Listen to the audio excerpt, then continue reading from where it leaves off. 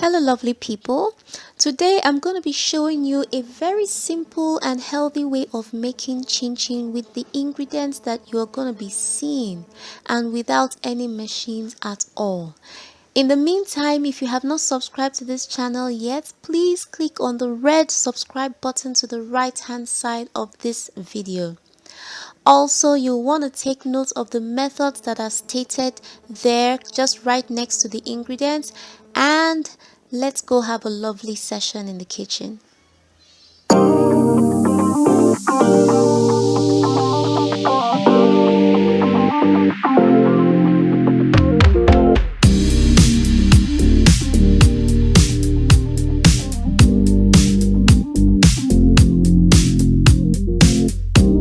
So guys, right now I'm working my margarine into my flour. I have here, as I showed you earlier, my flour, my sugar, my salt, my baking powder, and my milk, or you can use milk flavor, my nutmeg, and my cinnamon powder. So I've been working this for some time. The aim is to get it looking like crumbs. That's the aim. If you notice, from smooth flour we now have something that looks like crumbs, but you have to, I'm doing all of this so that I make sure that all of the margarine, you can see this bit of margarine, it's still, it hasn't incorporated in the flour. So I'm doing this to make sure everything is incorporated. Okay, so I do this, and then I take it round, and I just keep doing this. The more you do it, the more you see bits of margarine that have not been incorporated. So I'm just trying to break this all. So look at the consistency of the flour. This is what we want to achieve. We want to achieve this consistency. It's not very smooth. Okay, so for me, I want it a tad crumblier, more like crumbs. So I'm adding this little bit of margarine. Okay, it's not part of the measurement, but for me, I just want this little bit. So this is what I do. You see, it's more like crumbs now, closer to what I want, or what I wanted. We can see the texture, salt and all. I'm adding my 75 mils of milk. If you notice, I'm using this measuring cup. This is an 83 ml cup. I don't have a 75 ml cup, so I'm using this, but I'm going to make it a little less than the 83 mils. Okay, so that can make up for my 75. And I would also advise that you don't make over the quantity. Okay, make a little under so that you can keep adding, because if you add everything into your chin chin mix, the dough may not come out, may not give you the consistency that you want. It may be a little bit too sticky, it may be a little bit too thick. So just have your extra handy, have a little or the exact amount, and then your extra handy, and keep adding it bit by bit. So with this quantity, I can start working it into the flour. And now I'm going to add everything. So I've added my 75 mils of milk, and I'm working it in. If you notice, it's still crumbly. Do you see the consistency? So I'm going to add a little more milk. Like I said before, we add it in bit by bit, okay, so that you can get the consistency you want. Let's not be too thick or too light. So I'm adding more of this.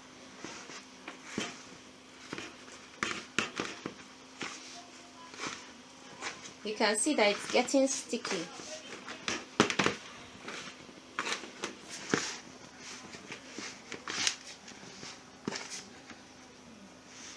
You can see that it's becoming more sticky.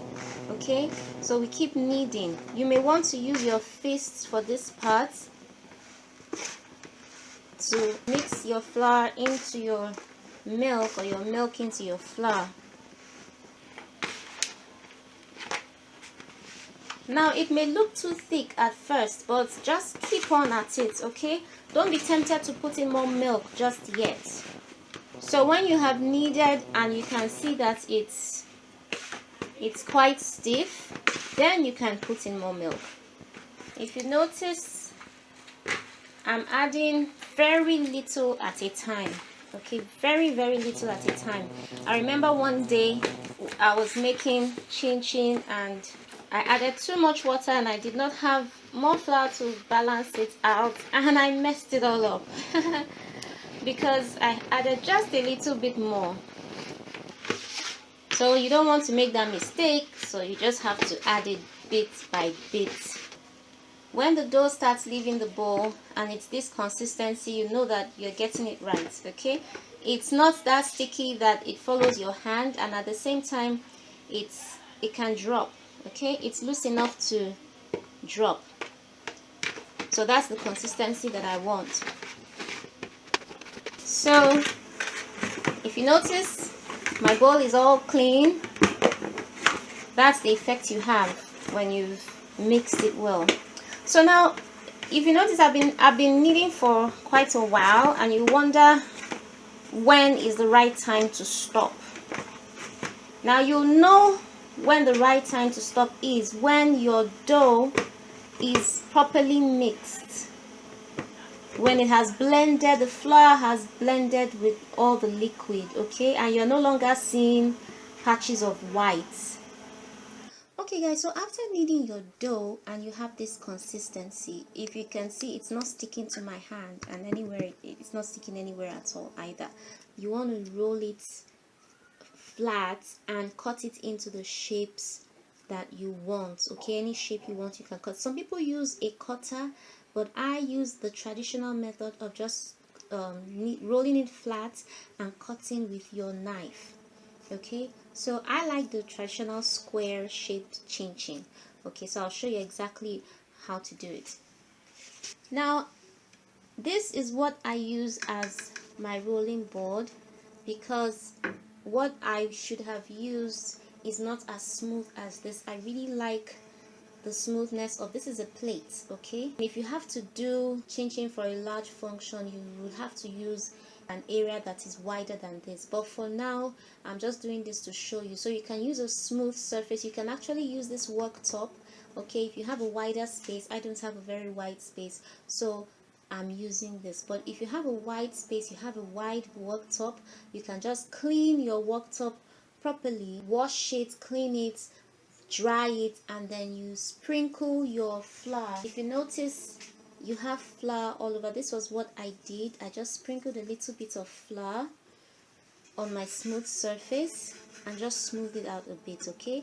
And then I place my dough on it this way, and then I want to roll it out. Now guys, in case you say, oh, I'm not a baker, I don't have all the implements, it's fine.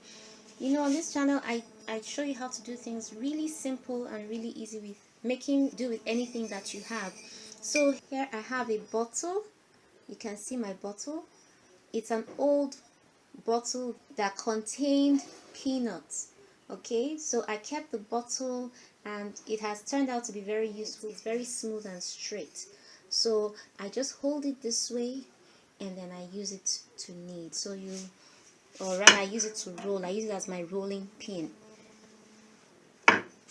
So I just go this way.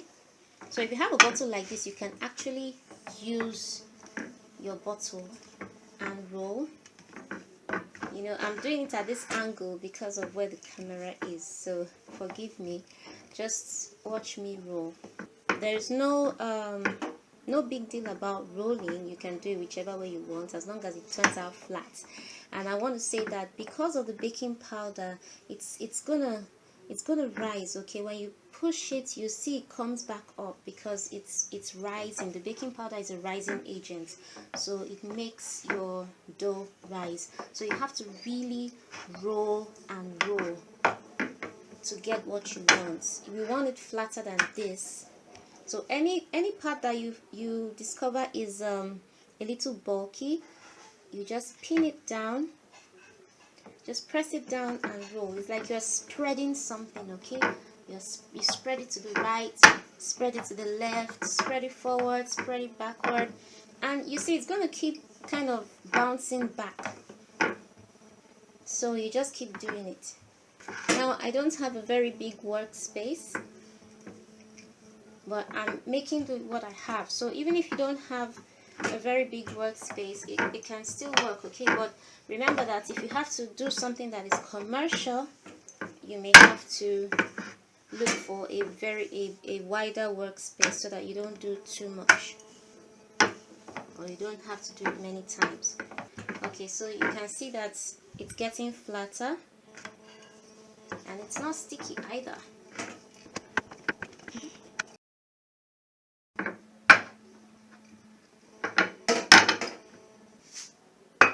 Okay, so now I have my flat dough.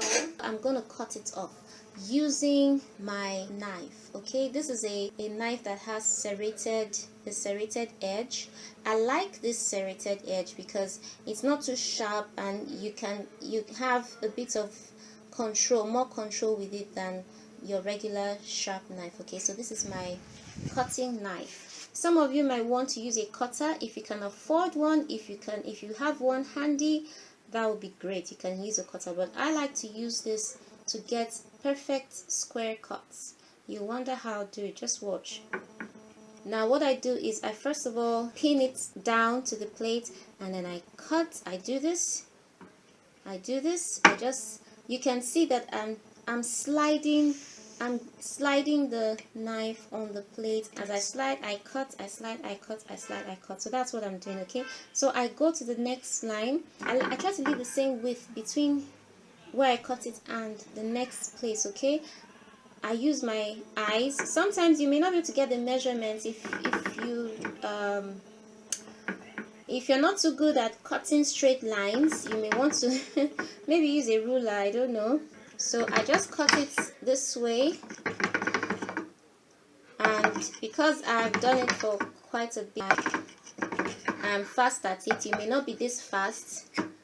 Okay, so after cutting it in this direction, I'll just turn the board or the plate around to be able to cut it in this other direction to form squares. So you press it. Remember, you press it on the plate and just move your knife this way. You notice my squares. I try to make it as even as possible.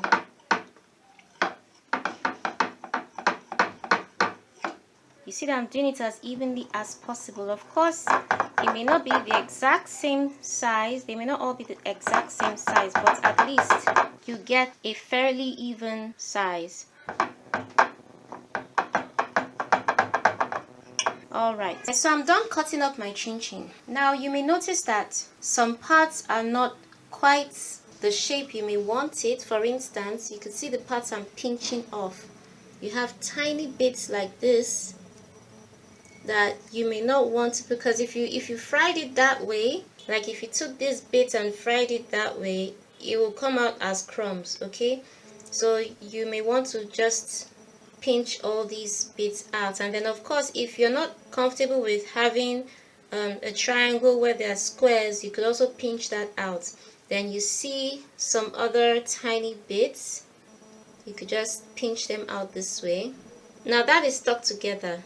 When it goes into the hot oil, it will separate. Now I've cut up my chin chin, and right here I have my oil heating up, okay?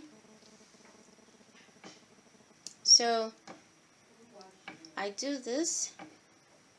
I use my flat spatula, as you can see, to shove it off the plate. I just gently I do this on the plate, and then I slide it on. As I slide it, I don't just push everything. No, I slide and I raise. I slide and I raise, okay? So this helps to get the dough off the plate so that you can easily put it in your hot oil. In the meantime, your oil is heating up. You want to be careful not to put it on the highest. I have mine on low heat. Okay, so I'm testing with one piece of chin chin and putting it in. Okay, so you can see that it's already frying, so I can go ahead and see now I can scoop it, and then I put it right in the fire. Okay, you can see that it's hot, but it's not too hot, it's not going to burn. You have to be careful not to alter the shape. However, if it's the right consistency, that may not really happen, except it's sticky. Once you find it sticking to the spatula or the plate, you know that you don't have the right consistency. You may not have the right consistency. So just gently, don't push it too hard or too much. Just gently scoop it out.